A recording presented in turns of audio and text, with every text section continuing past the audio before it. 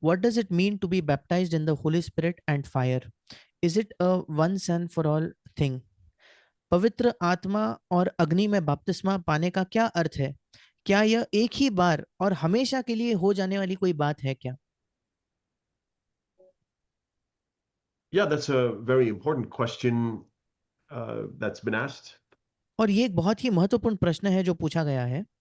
That word baptized is a complicated word to understand in English. और ये जो बपतिस्मा, ये जो शब्द है, ये समझना थोड़ा जटिल है इंग्लिश भाषा में. And I don't know what the Hindi word for it is, but the original word is to dip into something, immerse. और हिंदी में भी वो शब्द कठिन है, पर जो मूल भाषा का शब्द है उसका मतलब है डुबाना, किसी चीज को डुबा देना किसी और अन्य चीज में. So when you think about being baptized in the Holy Spirit, whenever you read baptism, just replace it with dipped into fully. और जब भी आप बपतिस्मा ये शब्द पढ़ते हो या आप पढ़ते हो पवित्र आत्मा का बपतिस्मा, उसका साधारण सरल अर्थ है संपूर्ण तौर पर उसमें डुबाए जाना. That's why baptized in water means that you're fully immersed into water and then पानी brought back out.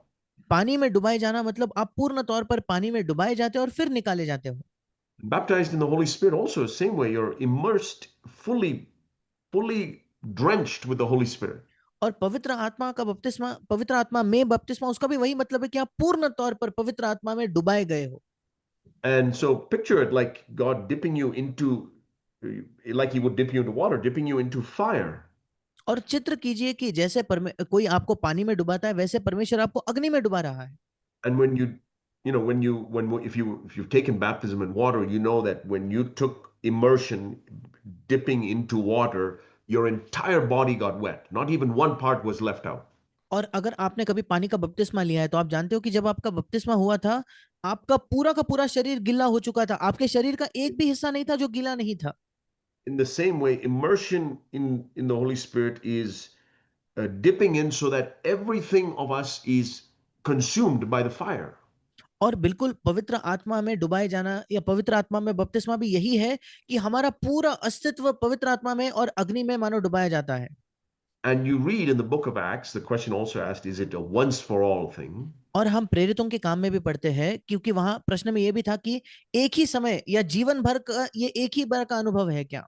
But we read in the book of Acts that there were multiple times where the disciples were filled with the Holy Spirit. और प्रेरितों में हम पढ़ते हैं कि ऐसे कई कई बार थे जब शिष्य जो है वो पवित्र आत्मा से भर गए. And there's two aspects to that. और उसके दो पहलू हैं. For from the standpoint of personal surrender and being fully given to the Lord, जब बात आती है व्यक्तिगत तौर पर समर्पित किए जाने की और संपूर्ण तौर पर प्रभु को अपने आप को दे देने की, we must continually be filled with the Holy Spirit. हमें निरंतर पवित्र आत्मा से भरते रहना है.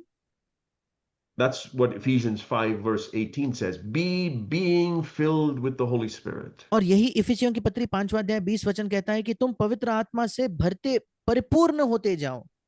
Because today I give myself to God fully in the areas of which I am aware. क्योंकि आज मैं अपने आप को परमेश्वर को संपूर्ण तौर पर देता हूं उन क्षेत्रों में जिन बातों का मुझे एहसास है.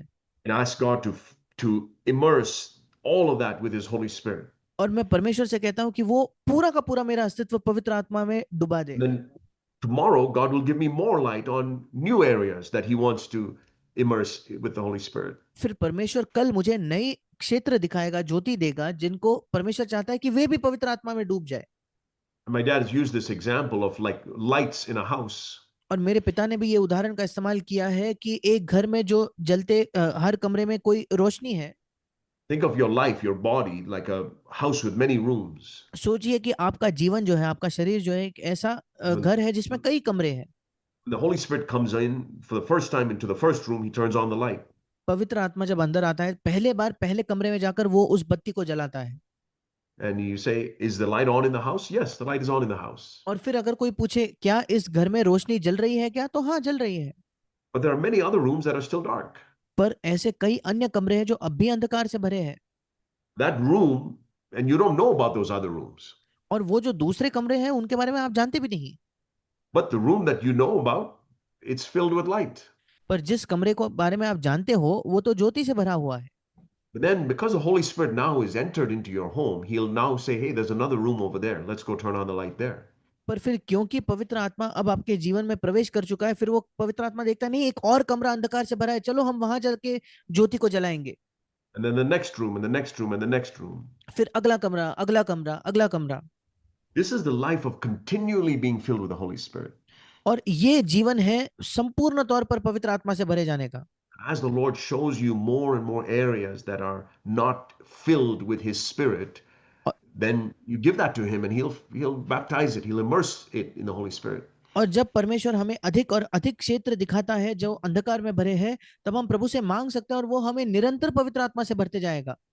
Maybe you've given Him your eyes, and now you've come to purity with your eyes. शायद आप अपनी आंखों को प्रभु को दे चुके हो, अब आपके आंखों में आप शुद्धता में आ चुके हो। But you still sin with your tongue. पर अभी आप अपने जबान से पाप करते हो। And God convicts you about it and says, hey, your tongue, I've filled your eyes with my Holy Spirit, but now I need to fill your tongue.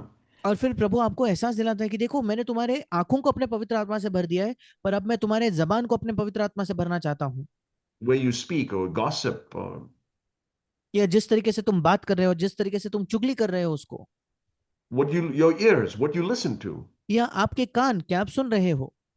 So little by little, you give your whole body as God gives you light to the Holy Spirit. That's what it means to be immersed in the Holy Spirit. और धीरे धीरे धीरे धीरे आप अपना संपूर्ण शरीर देते हो जैसे परमेश्वर आपको ज्योति देता है।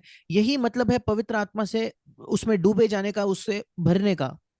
The second aspect of that is that God also fills us with the Holy Spirit for the ministry. और दूसरा उसका पहलू यह है कि परमेश्वर हमें अपने पवित्र आत्मा से सेवकाई के लिए भी भरता है।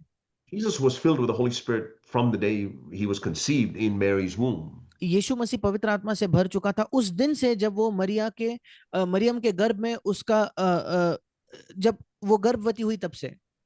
And his entire life, he lived his life full of the Holy Spirit. और उसका जो पूरा जीवन वो पवित्र आत्मा से भरपूर जीवन जिया। That's why he never sinned even once. इसी वजह से उसने एक बार भी पाप नहीं किया। But then we read when he was 30 that the Holy Spirit came upon him a fresh anointing. पर फिर हम देखते जब वो 30 वर्ष का था तो पवित्र आत्मा ताजगी से फिर एक बार उस पर आया, अभिषेक उसका किया। And that was because he was entering into his ministry.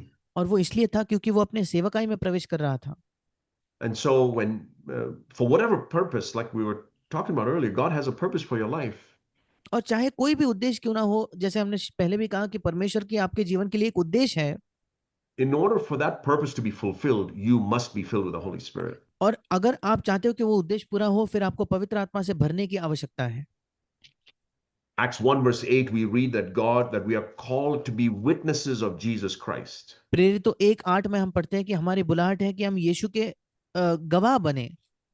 And he told the disciples in Jerusalem, Judea, Samaria, and the uttermost parts of the earth. और प्रभु ने शिष्यों से कहा कि यरूशलेम में, सामरिया में और इस संसार के छोर-छोर तक, यरूशलेम, यहूदिया, सामरिया और संसार के छोर तक।